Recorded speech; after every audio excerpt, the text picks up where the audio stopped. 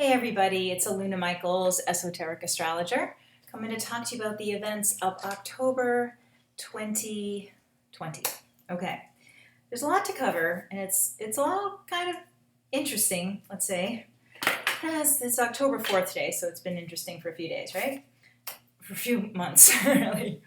Okay, so this morning on October 4th, the planet Pluto has moved forward. So all the planets move retrograde and then direct, or backwards and forwards, except the sun and the moon, which we count as planets in astrology.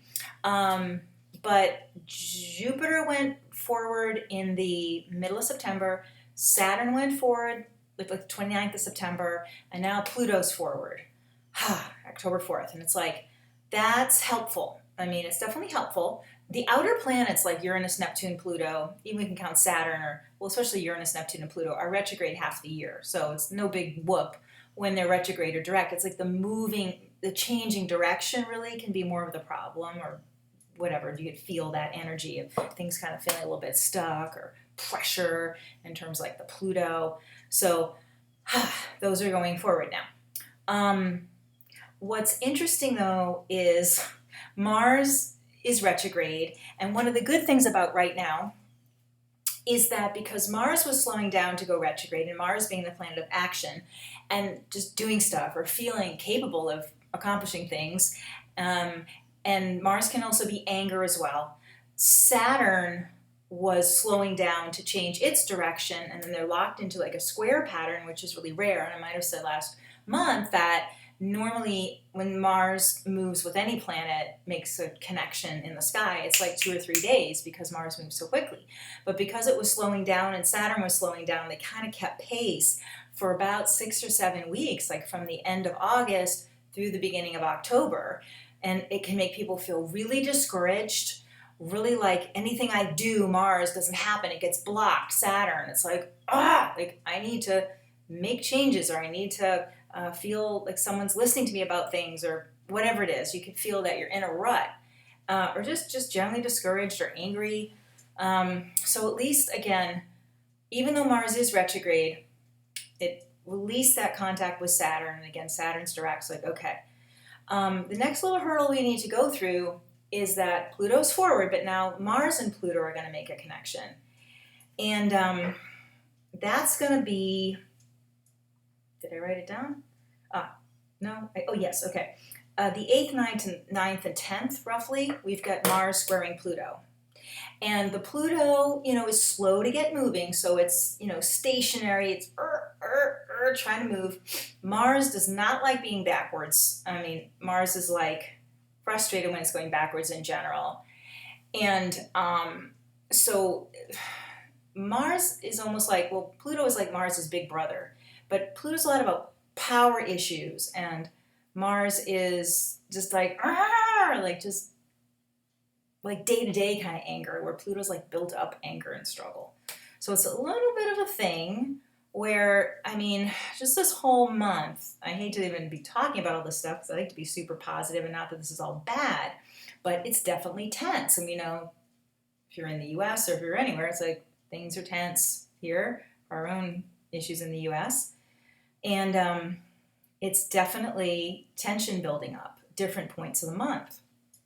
So the best thing with those Mars things is to feel like what kind of outlet you have for your own anger, or just moving your body. If it's yoga, and it could be like more vigorous type of yoga, or going for a walk, and feeling like, I think one of the best things when we're having the Mars stuff that we're having, and I'm going to talk about Mercury too, because Mercury's communication and Mars is just being angry. But before you talk to people, like move, go take a walk, if you could wait to say something, let me wait and make sure I'm thinking it through. Or maybe write down what you want to say and go, do I really want to say that? Is there too much emotion in that? Is there too much like extraneous whatever? To say, well, could I state it more simply but still very clear? This kind of a thing can be helpful this month. Now, everyone's favorite topic, Mercury retrograde. Yay! Mercury is going retrograde this month. So then we're saying, okay, so communication can get a little garbled, and mixed signals, all of this kind of a thing. Mercury technically moves retrograde on like the 13th of October, and it goes direct on November 3rd. So, but we're already in like a pre-retrograde, if some people are into that, which is the territory that Mercury is going to go backwards over. If that makes sense. So basically Mercury goes retrograde at 11 degrees of Scorpio. It goes backwards to 25 degrees of Libra. So let me say, well, when is it 25 Libra before it does the retrograde? And that was September 23rd or something. So we're already in this kind of pre-retrograde kind of a thing. So, and like I always say about Mercury retrograde, it's a great time to kind of go within to, especially because it's retrograding in Scorpio, what kind of inner resources do you have? What deep intuition, deep personal truth, feeling that you have just the strength of will, especially if you're things like, because Scorpio can represent addictions and things. So it's a great time to be able to overcome addiction, challenge yourself for that sort of thing. If it's addiction to a substance like cigarettes or something, or even sugar, it could be addiction to thinking a certain way and feeling that things are really limited. And that Mercury retrograde can help to say, what other options are there? You know, if I was seeing a bird's eye view, would I have another option? Like, oh, I could do that over there. I can't see that when I'm behind a brick wall or something. So Mercury retrograding in Scorpio can be really good for tapping into these other resources. Now, as Mercury goes backwards in Scorpio, it's going to, well, first of all, Uranus, let's talk about Uranus first. Uranus can be a planet of chaos and unexpected things. And then Mercury's communication, ideas, you know, all that. So Mercury going forward, opposite Uranus in Taurus, Scorpio Taurus, and then Mercury's like, okay, I'm going forward. Oh, I'm opposite Uranus. Okay. Oh, I'm going to turn around. Oh, I'm going to go opposite Uranus again. So we get two of those. And they're going to be, the first one is around the 6th, 7th, and 8th of October, you know, and then it goes retrograde, you know, the 13th. And then it goes past that Uranus again, October 20, 21, 22.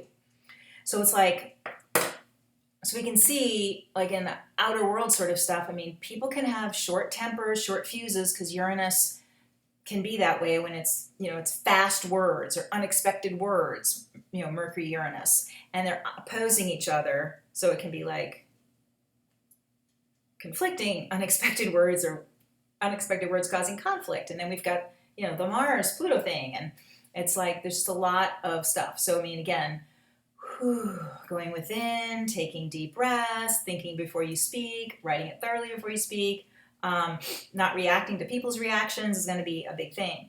But definitely it's obviously with all the things going on in the government, it's pretty interesting about what's really happening and who's telling the truth about the situation, which I guess you're into that sort of thing. It's happening all the time, but it's just a lot this month. Now, I feel like this saving, I have to address this because I know you're all freaking out.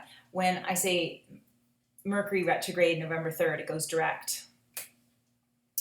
That can be a complicated time when Uranus changes signs. You know, of course, we're probably not going to know if you're in the U.S. or anywhere. You won't know who the president is on the 3rd. But there have been elections that have had Mercury retrograde that weren't 2000. Because that was a Mercury retrograde too.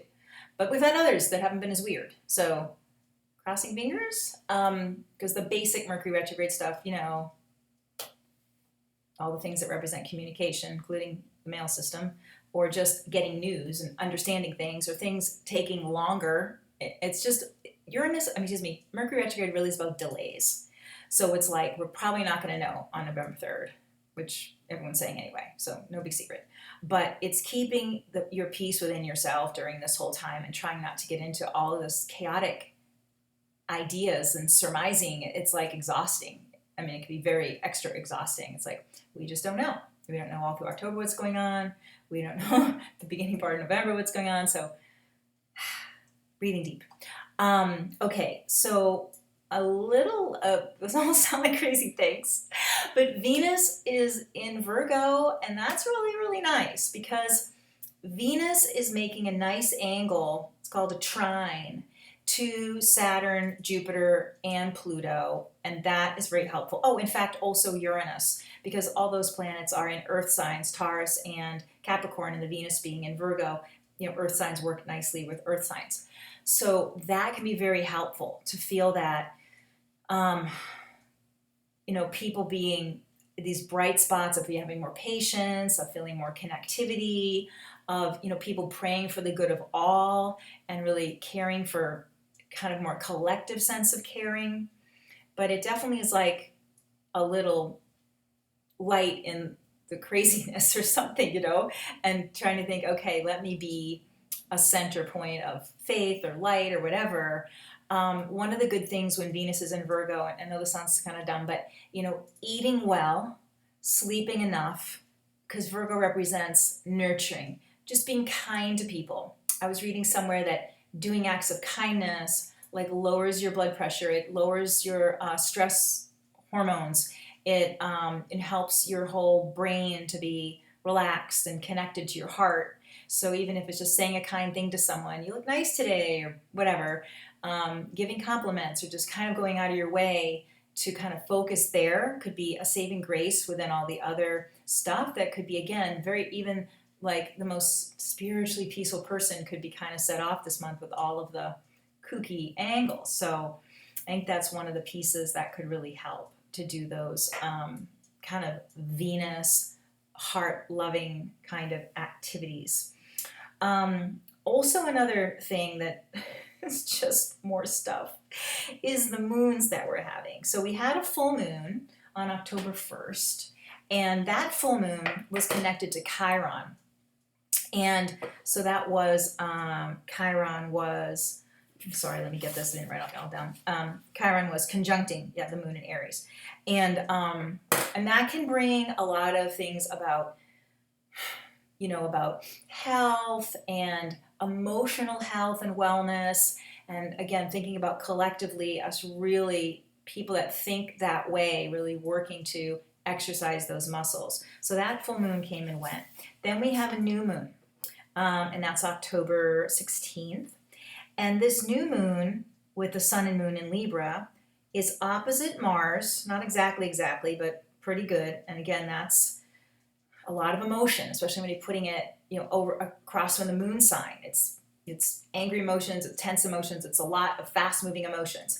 And then the Mars and the new moon square Pluto, which again is these power issues and stuff. So even though it's a new moon, it can be just kind of tense, because when the sun and moon are together, there's just a lot of energy. So this is another time to be, again, thinking about what are new solutions instead of what's directly in front of me. Like, is there other options? Because you can lock in on just this thing, So being aware of that.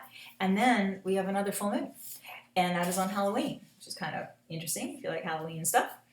So again, we have the sun and moon opposite each other, and the moon this time is next to our friend Uranus, the chaosy one. At this point, Mercury will have, where's Mercury? Oh, right, there it is. Okay, Mercury's out of the picture at that point, good. Okay, so just having the moon with Uranus is kind of edgy, and in fact, we had that this weekend, the second and third, we had the moon in Taurus move past Uranus. And it was a little jumpy, but I think there was, all the other things going on with the Pluto going direct. But, and then we'll have that again when it moves through. The moon, by the way, the moon is going to work with Uranus once a month anyway. Because the moon does everything once a month. But it's that fact that it's locking into that new moon when the full moon when it does that is, again, big emotions, high emotions. But, what's the big surprise? I'm being a broken record here, but it's a tense time for everybody. So it's, again, a matter of kind of sticking with your own inner truth. And if that inner truth is that love prevails, or taking a deep breath is better than saying something right now, or whatever, it's like, things worth hearing or maybe worth delaying saying it or something, and just making sure it's landing right, it's said right, because that's the one key here. It could be like the message is good, but let's really make that message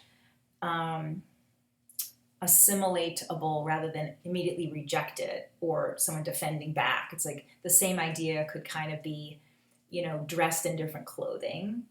So we can think about those things. So I'm sorry that it's just kind of one thing after another this month, and I hadn't even realized how much so till I was just about to do the video, and I'm like, oh, okay, like here we go. But well, I'll get through it together. And I think really having that center of poise, and like when I mentioned the eating well, it's just just helps you not react when you have kind of foods that keep you even, or not drinking a lot of coffee, or having grasping for the sugar foods or whatever, or junk food, and feeling like you kind of maybe have a little assignment to be a little light in your particular piece of the world, to say, let me just hold the light, hold love in my heart, hold compassion, know we're getting through this together. Say to people, let me get back to you on that if they're bringing something up that's edgy, this kind of a thing. So if you want a session with me, alunamichaels.com, or you can text me or call me at 248-583-1663. And yeah, let's all get through it together and keep breathing and keep loving yourself and everyone else as much as you can extend your heart. So also my book on Amazon, the spiritual gifts, the 12 astrological signs, if you want to check that out. And well, bye for now.